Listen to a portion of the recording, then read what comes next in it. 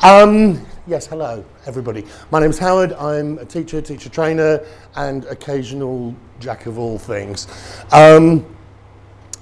And when they asked me to do this evening, and I heard that Marie-Therese was going to do things about computers and stuff, the inner Luddite in me rose. Well, no, that's not true. I'm not a Luddite. I'm actually quite pro-technology. I like using tech. I like using tech in the classrooms. But I think there are two or three things that are worth mentioning, thinking about, and to try to balance what Marie-Therese is going to be talking about later, I figured we'd try something that would be a wee bit different. The things I want to kind of balance are, yes, technology is wonderful, but too often in my experience working with teachers is that, to massively misquote Marshall McLuhan, the medium becomes the message. And everybody gets frantically concerned with the platform, the thing, the bleepiness of it all. It's much the same with a lot of published course materials. You go to the back of your course book and you see a bunch of photocopiables that are all magnificent, and they're great. And I've been responsible for writing some of these blasted things at the time. And you photocopy them and lesson, great. What you don't have so much of, and what I see much less of in my training, particularly Delta training, are the kinds of little flips, things, reactions to learners' production, the kind of off the cuff, somebody's just said something interesting and you want to jump in.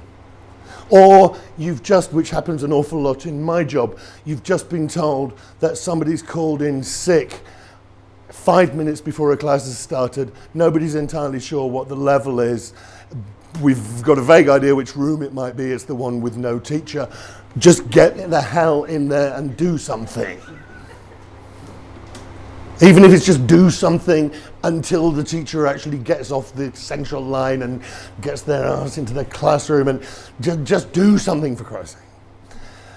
This happens a lot, and I think a lot of teachers, and a lot of the teachers that I like and admire best in the classroom, are quite good at doing that kind of stuff. They're quite good at just wandering in, seeing a bunch of expectant faces and sort of pulling it together and generating enough language out of whatever they do to have something to work with, even if it's just for another 20 minutes while you go to the course book, try to figure out which flaming unit they're on. And yeah, right, I don't think they've done that reading. We can do that. Have I got the CD? No, I haven't got the CD. And a lot of those things are being lost, I think. They're being lost because there aren't so many teachers who are having to do it on a wing and a prayer on a daily basis. Material has become too good. This has been a constant refrain of my talks. Material's too damn good these days. So what I'm going to try to do today is a couple of things. Well, basically one key thing that to me really helps my teaching in these times. Whether it's dealing with these emergencies, or if you're familiar with things like Scott Thornberry and his dogma stuff. I don't want to get into the arguments about that here, but an awful lot of ideas about task-based learning, about dogma, about that kind of thing, are about intervening at the moment of language, that language becomes a problem. You get communication breakdown, you're supposed to have this immediate intervention, and that's how the interlanguage is built. For all that we talk about delayed error correction and all that kind of stuff, it's at the moment of breakdown that's your chance. But again, this requires teachers to be able to respond to that breakdown and come up with something that will help briefly, quickly. Do it now. Not go out, photocopy something, find something on the internet, get it all together. So the idea is to try to look at some of those. If I have time, which I very much doubt I will, since I've been blethering on for Christ knows how long already, I'll perhaps try to do a couple of real old stages as well at the end. But I thought I'd try to do something to unify it a little. But to start off, we're going to do, because they put this big thing up in front of where I put some stuff that I need to get, which I'll go and get in a minute. I'm explaining my rationale for this. What we'll do is something that I very often do when I find myself in front of a bunch of people that I have no idea who they are. Could you try to find, if you can, a pen and a piece of paper? Doesn't matter what it is, it doesn't matter if it's a very nice pen or a very nice piece of paper, just anything, any kind of pen, piece of paper, back of the newspaper's fine, it doesn't matter. Just anything, piece of paper, pen, piece of paper, pen. Steal one from the person next to you if necessary, it's fine.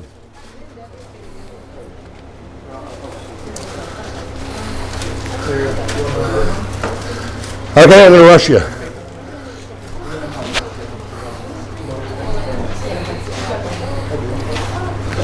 Use the back of your hand if you've got absolutely no paper, it doesn't matter. You could do it on your telephone, that's brilliant, yeah. That's merging the two, isn't it? That's just incredible. My grandmother always used to say, if you want to get to know somebody, don't talk to them. If you talk to me, you don't learn anything about who I am. If you talk to me, you discover who I think I am, or who I want you to think I am, but you don't really get anything about me. No, my granny always used to say, if you want to get to know somebody, get in touch, talk to their friends. So that's what we're going to do. I'm going to ask you in a moment, please don't start yet. I'm going to ask you in a moment to draw a picture, a portrait of your best friend in the world. Now, I know you would like to draw a beautiful, photorealist picture of this person that fully brings out their inner beauty and indeed their outer beauty. However, I'm not going to give you enough time. I'm going to give you 30 seconds, so it's going to be rubbish drawings all around, I'm afraid.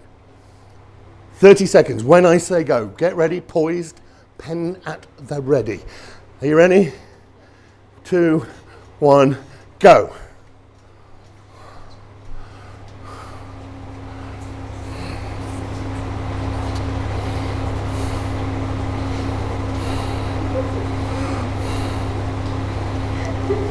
Because that's 15 seconds.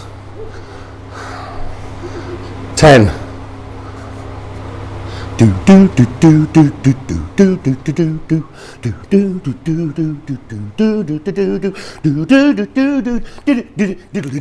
Stop. Everybody stop. Everybody stop. Oh, brilliant. Some of these are really good. Oh.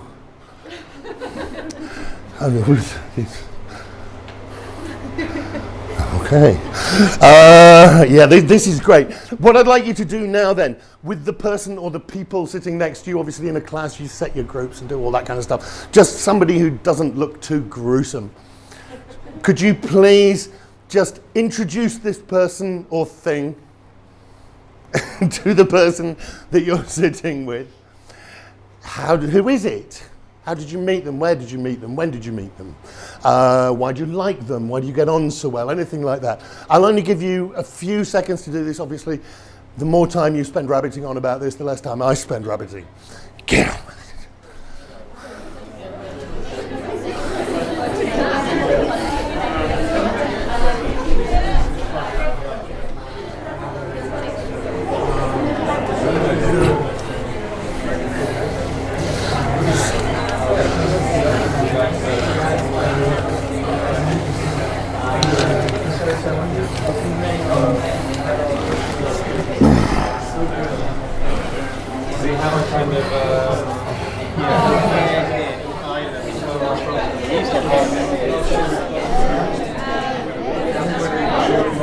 Okay, 30 seconds more.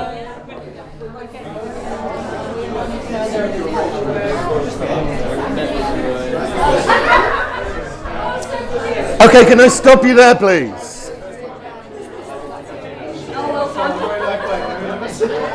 If you don't stop now, I'll do the Mario hand. Okay, I'm going to do the Mario hand. You asked for it. That didn't work either. It never works for me.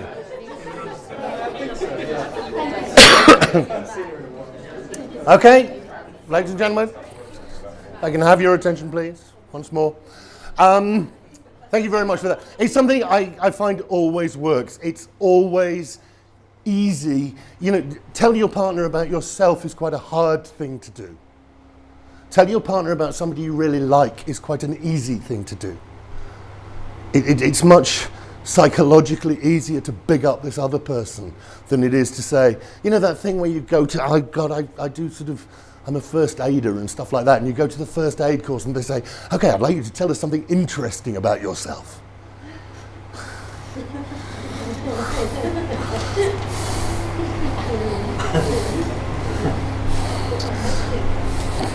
And it's dreadful. Tell me something interesting about your best mate. And you'll do it. And you can go on for hours. It's something that can go from really very low levels. You can do it with almost a beginner group who can just do, my friend Tony, we meet at school and we have football, and he's very good. And you can get up to C2 and you can give them additional instructions to push extra language. So can you tell me 3 times when your friend really, really helped you? Could you give me the best? Imagine you could give your friend the job that would be perfect for them. What would it be and why? You can just add anything you like to add extra challenge, but it always gets people talking, it always gets people going, and it gives you a little bit of time to get some bits of paper out from the back of that. Because we're really getting into one of the things which is one of the real hearts of my teaching, and it's here. Strips of paper. You can't whack strips of paper. You truly can't. You can always tell if I've been teaching in a classroom because there are bits of paper everywhere. It's like droppings. You see David Attenborough following them.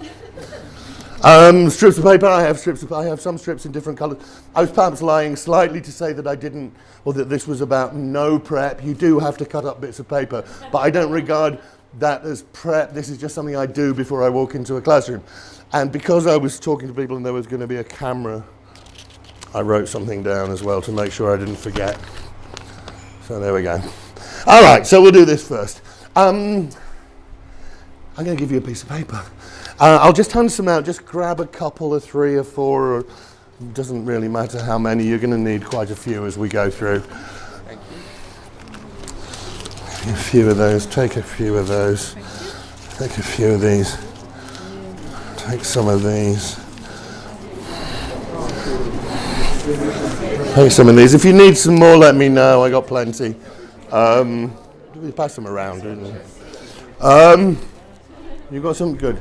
Okay, first thing we're going to do is again very flexible, but because you're mostly native or native-like speakers of the language, and I'm not trying to teach you anything particularly, what I'd like you to do is to think of, a song, a piece of music, a song you like, or a piece of poetry if you're not so debased as to listen to popular music.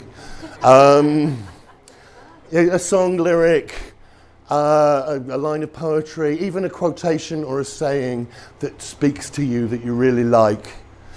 Something about 10 to 15 words we're looking for, so it doesn't really have to be a complete sentence or anything. It can just be a lump of language that you like, that you respond well to. And what I'm going to ask you to do before you start is on your piece, you may need more than one piece of paper, to write that thing in this way. So,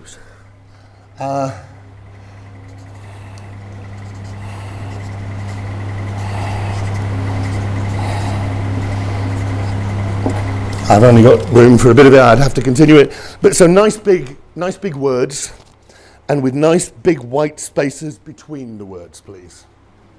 The spaces between the words are important. So very quickly, a quotation, anything at all, song lyric, something that means something to you, something that speaks to you.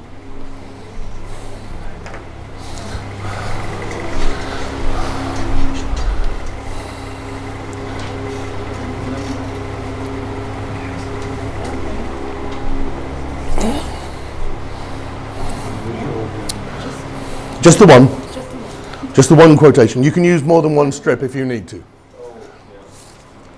Just as long as you've got word space, word space, word space. If you're looking all right, you put 2 lines on one strip. 1 line per strip, please. More strips.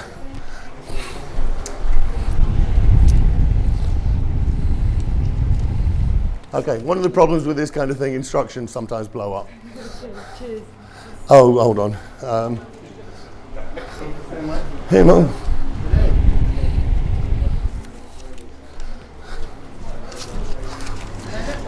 That's fine, that's great. Couple more there.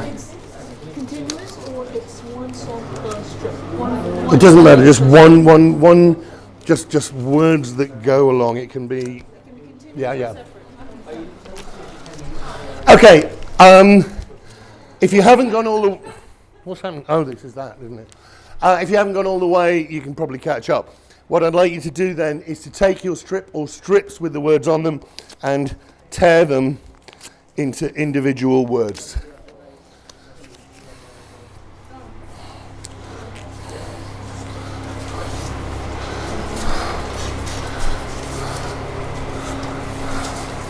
So you've got them, mix up the words, imagining you're dealing them like a poker deck on a paddle boat on the Mississippi.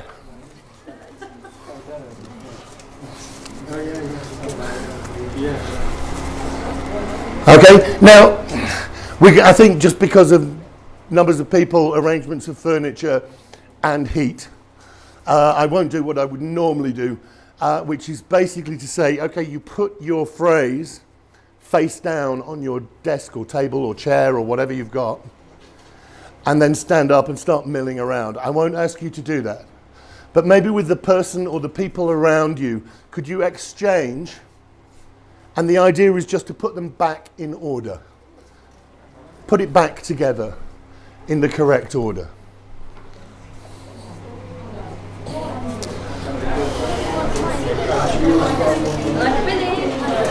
Finish.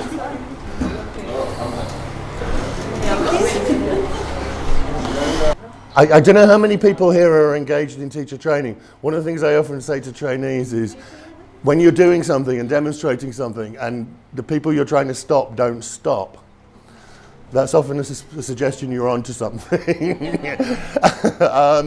But if I could ask you to stop, please. This is something I love to do, and it's an incredibly simple. You've got your strips of paper, you can do this. I like to do it with pop songs or pieces of poetry or whatever, things like that, and then just to go around and respond aesthetically to the language. Which one do you like the most? Which one's the funniest, the most romantic? Which one just, you look at it and it makes you smile? I think we spend too little time in the language classroom responding aesthetically to bits of language and just saying, I like that, I like that. And so I love to do this. But you're not limited or restricted to doing that. You did an exercise on collocations yesterday from the course book. First thing in the morning, while you're trying to get rid of the hangover and figure out where your board pens are, strip of paper, write down one of the sentences from the exercise yesterday, tear it up, put it down, mill around the class, try and put them back together again. Take one, read through the text, find a present perfect, write it down, tear it up, put it on your table, mix it up again. A lot of the thing I've sort of come to believe, and I realize this is incredibly reductionist, but I've come to believe that an awful lot of what we do in teaching is about getting learners to enjoy doing the same things over and over and over and over again. And there's something about this that if you've got, it makes it into a little game. Even the stupidest, Murphyist, grammariest exercise. Take one of those answers, choose one of those answers from yesterday's exercise, write it down on a piece of paper, tear it up, mix it up, Did everybody remember it correctly? Were there any errors? Were there any problems? Did anybody forget anything? Did you miss a word? Did you get the collocation right? Did you remember how those two words went together? There's loads and loads. Go home tonight. Ask your host a question. Write the answer on a strip of paper. Come in the morning, tear it up, flip it down. What was the question? Put the questions back together. What was the question? You can do just any sort of roughly sentence length bit of language. This is just another way to manipulate it and deal with it and focus learners' attention on the mechanics of how it fits together. If you've got some strips of paper, you can pull that out at any time at all. Some more, well, another one. What would be a good one now? Okay. This one, if you've already got a strip of paper, great, get one. You only need one this time. Anybody doesn't have one? Yeah, don't have one. Just need one. All right. Okay, in the middle of your strip of paper, right bang slap in the middle. I'd like you, and again, hold on before you actually do it. I'd like you to write a memorable time in your life. It could be a day, 27th of January 1986. It could be a specific time. It could be 4 o'clock this morning. It could be a period. It could be August 1984. It could be summer last year. Doesn't really matter, but a time in your life that is memorable to you, that is important to you in some way. And write the time in the middle, please. Or the phrase or whatever it is that describes that time. So, 1984, October 2006. Whatever it is, just write it down in the middle. Okay? And then below or above, depending on where you've written, I'd like you to write how you were feeling at that time. It can be 1 or 2 words, it doesn't really matter. How were you feeling at that time? Now I'm going to ask you to do something else. I'm going to ask you to, on this side of the paper, your left, my right, I'm going to ask you to just note 1 or 2 words to indicate anything that had happened before that that contributed to your feelings at the time. So if you were miserable because your boyfriend left you a couple of days before, put boyfriend or something. If you were really happy because you won £14 million on the lottery, put lottery, or 14 million or something like that before. Similarly, anything at all that happened before that contributed to that feeling. Similarly, on the right-hand side, your right-hand side, anything that was coming up that contributed to that feeling. So if you were excited because you were just about to leave on a round-the-world trip, put that there, round-the-world trip. So anything before the event that influenced it, anything after the event that influenced your feelings at that time.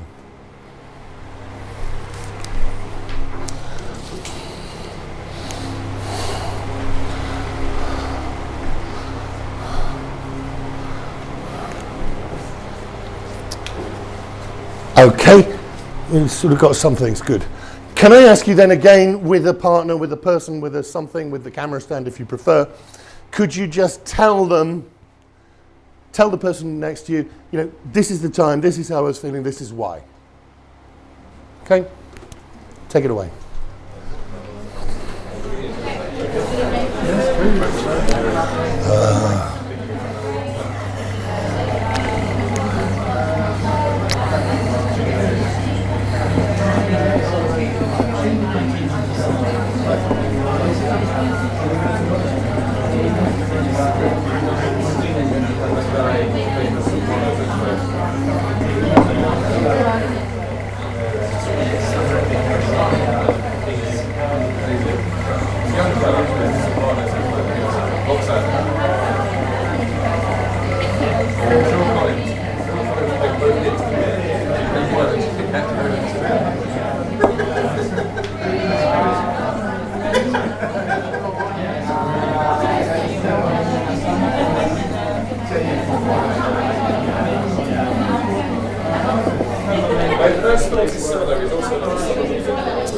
Okay, can I stop you again there, please?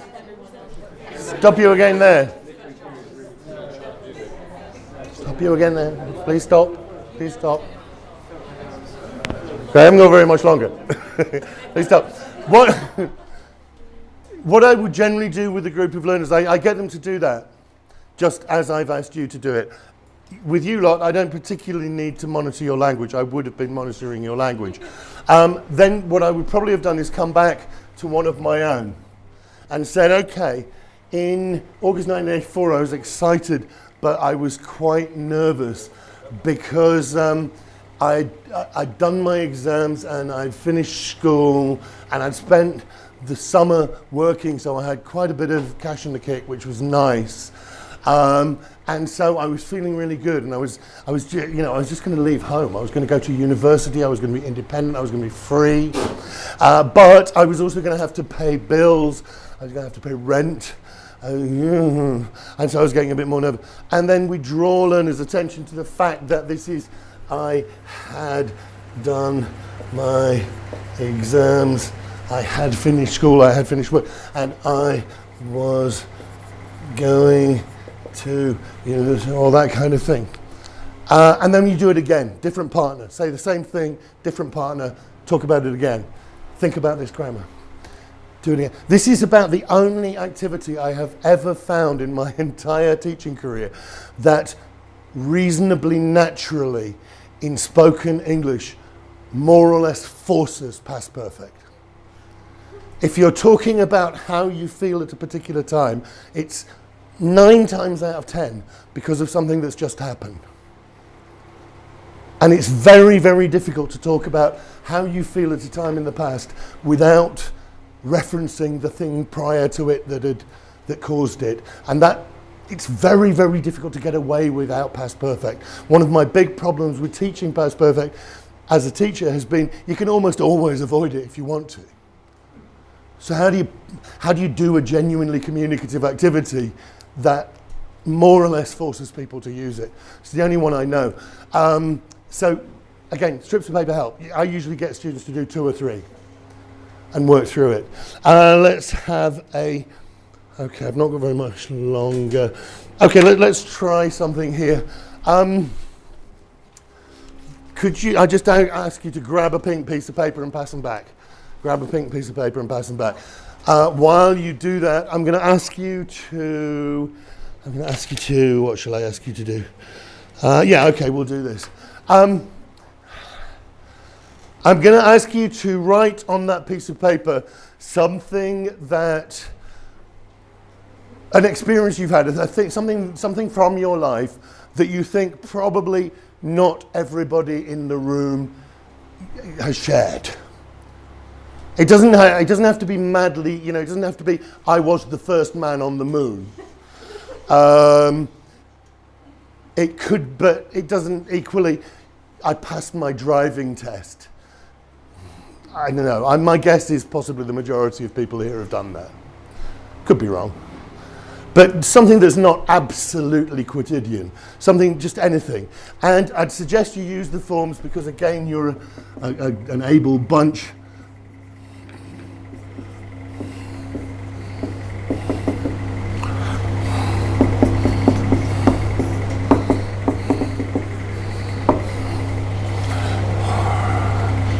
I'd suggest you use something like this. Either I once swam with dolphins, or I once broke 15 bones in the same accident. Or something like, I've broken my nose 6 times, or I've been to Vladivostok every year for the last 13 years, or whatever it is, I don't know. Just something which is a bit out of the ordinary without necessarily being mad. We're not necessarily looking for the unique here. Pardon? We don't need a 15-minute break. You want to go on for I will. I mean, I can keep going all night if you like.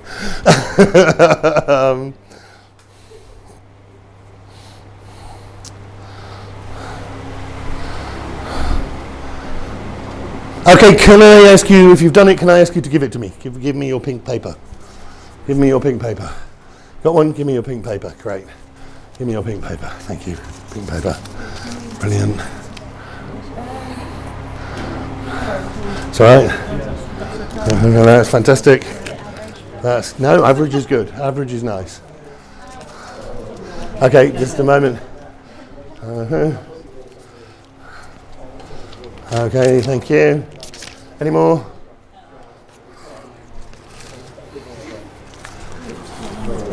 Thank you. Any more? A couple more. Right, I'm going to give them out. We'll probably make this one song, because I guess by the time we finish this, if you get your own, please give it back to me.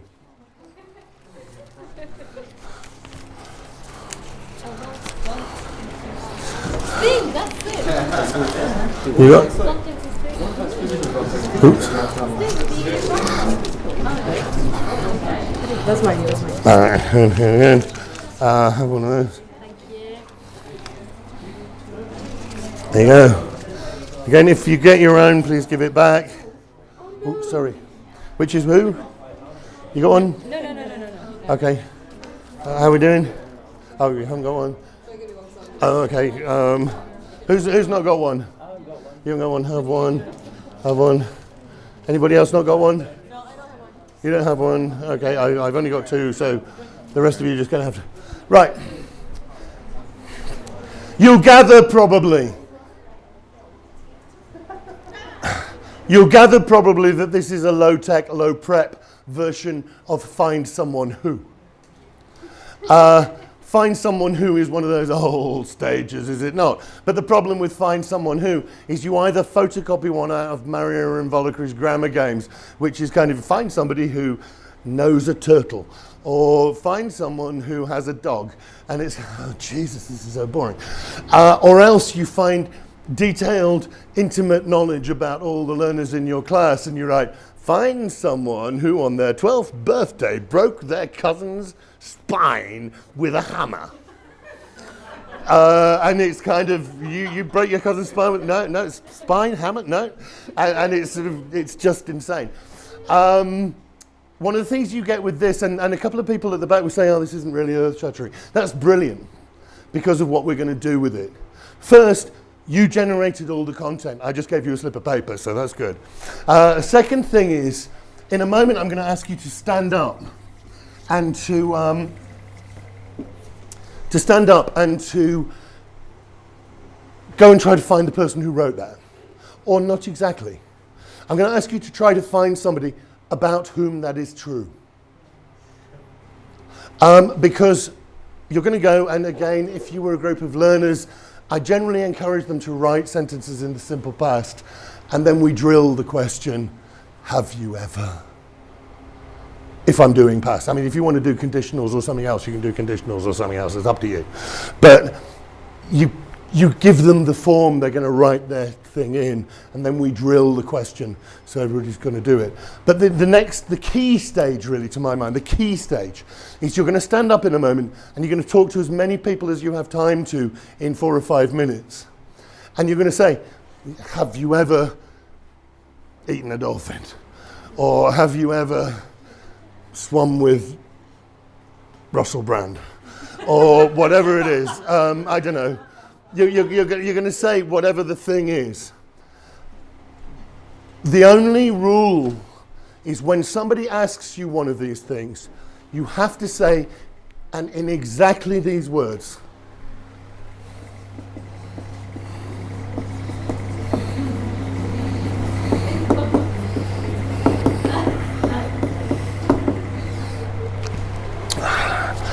You can obviously change the grammar appropriately.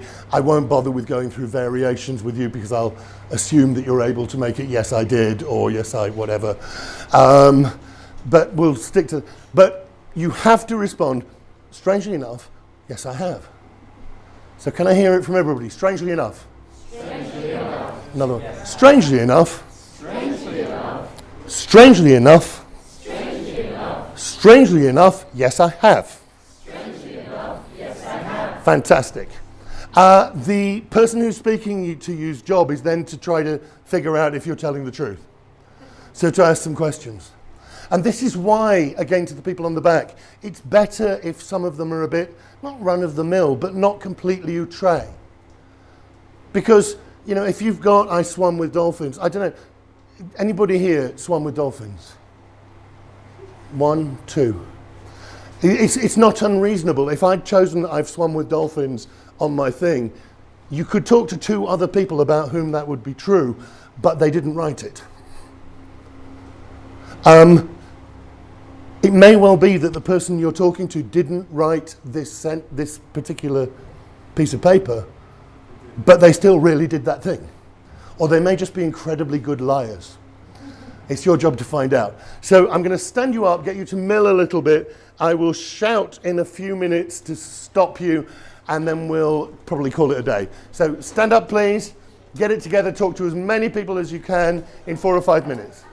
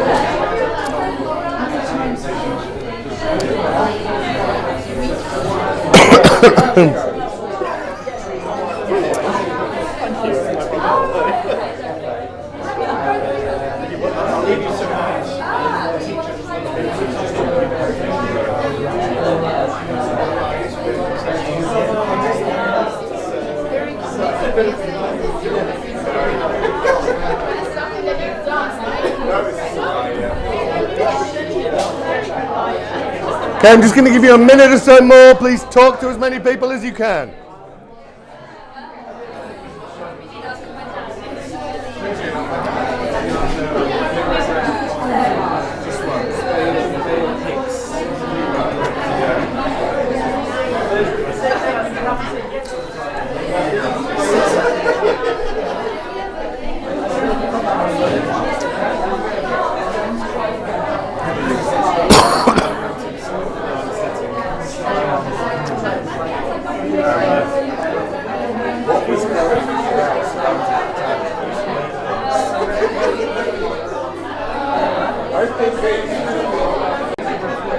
Can I get you back to your seats very briefly, please?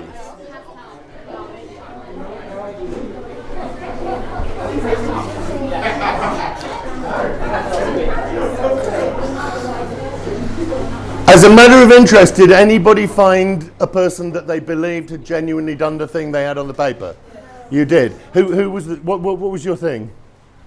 I once hiked in and out of the Grand Canyon. And who did you believe? I believed Lizzie. You believe Lizzie. Did you? Have you ever? You have. Did you write that? I did. Okay. Anybody else you found somebody? Yes. What was yours? I broke 2 toes while doing karate. Sorry? Broke 2 toes while doing karate. Okay, who do you think did that?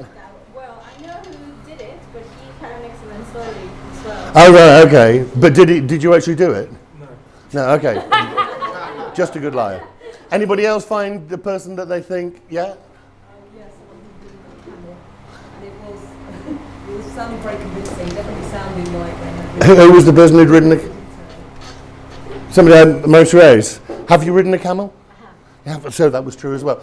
It's one of the things I like most because, as I say, it isn't necessarily the person that wrote it that can tell the story. And it may well be that you'll find 2 or 3 people who can all truthfully say so. But as a matter of interest, why do you think I make people use exactly these words? Precisely these words, drill these words.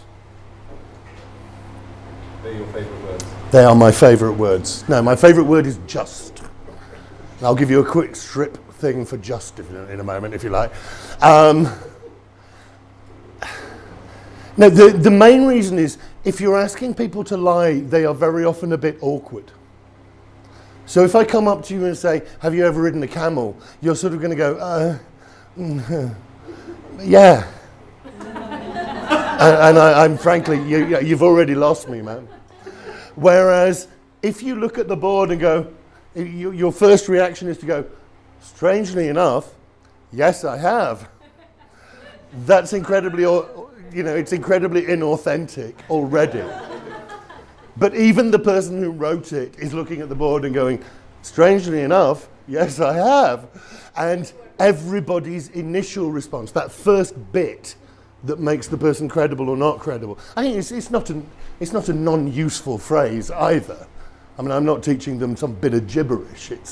It's a bit of English which helps in certain situations, but it's just a way of getting over that initial problem of how do you get people into that thing of telling a false story. Okay, somebody said, Ben said favourite word. Now, my favourite word is just. I love just. I believe it's the most common modalizer in spoken English. Most commonly used with an imperative. Just pick that up, just pass that, just go. But it's also used all the time. It's a hedging modal. And so it's things like, I just need to pop in here. And if you actually start listening to how much English people say just, it is truly shocking. It's just very small though, just. And one of my favourite things to do, and I very often do this with my strips of paper, is to set what I think of and call noticing homework. My learners are by and large in the UK, although I've done it overseas as well, because most of them have reasonable interactions with English in their daily lives, even if it's just songs they listen to or MTV or whatever it is. And one of the things I very often do is choose a piece of language and ask learners to go out and if they hear it, note it down. Just make a note of what they heard. It's a very useful thing to do if you're working on a piece of language tomorrow. Let's say you're working, the course book says you've got to look at present perfect tomorrow. Okay, tonight I want you to go out and while you're in the pub, while you're around Oxford Street, while you're around Soho, or while you're listening to MTV, while you're on World of Warcraft, whatever the hell, I don't care. Can you find 2 examples of present perfect and write them on strips of paper? But the full thing, not just the verb, the sentence. Just find 2. You'll find them in your pop songs. I've never loved a girl like you before. You'll find them all over the place. You just find them, bring them in. If students get acclimatized to doing this, you can find the beginning of your present perfect lesson to suddenly be 30, 40, 50 real pieces of language that learners have really interacted with in their real, honest to goodness lives. That really do, they can't complain, they can't claim this language has no relation. They found it, it was in them, it was pushed into their faces. So now we're going to analyze it and we're going to look at how it works and we're going to try to teach you how to do it. Or alternatively, what you can do is give learners strips of paper and write, or ask them to write because it's much easier, the word just in the middle. And say, right, when you go home to your host family, I want you to listen. And if you hear that just, remember it's a tiny just. When she's talking to her husband and she says, just get out for a minute, will you? Or she's talking to her kids and say, will you just shut up? Whatever it is, it doesn't really matter. Or just pass the paper, will you? Write it down. Write it down. In class, we write the word just in the middle. Outside as homework, they write the words to either side. Doesn't have to be full sentences. They come in the next day, you have a concordance. You can put it up on the board. You can stick it onto an overhead projector if you're thus inclined. You could probably photograph it on your telephone and make it do this. But you've built a concordance. Your learners have built a concordance of how the word just works. And it's a dead useful one. You can find a lot of other dead useful words like that in Scott Thornberry's book, what's it called? Natural Grammar. Find a useful, generative, common word and get learners concordancing it. Make strips of paper, just make the concordancing a natural thing to do. If you have to teach students how to write concordance lines, it's going to be a right pain in the arse. But if you just give them a strip of paper, they'll naturally produce concordance lines. Okay, I'll stop that there. I could have gone on. I can keep going on, but I won't, because we need to drink more and eat some of that cheese. Not necessarily in that order. I don't know. It's up to you. One thing that I will say is I didn't do much in the way of, really as a matter of principle, do much in the way of sort of preparing things to give you and lots of because that's not really the idea. But if you give Lizzie an email address at the end of this session, I will send a piece of paper with these, a few more things you can do with strips of paper, and a few other basic, no prep, things you can do to just fit into your day-to-day teaching. I hope some of it helps. If you do one of these in the next couple of months, I've probably won. Thank you very much.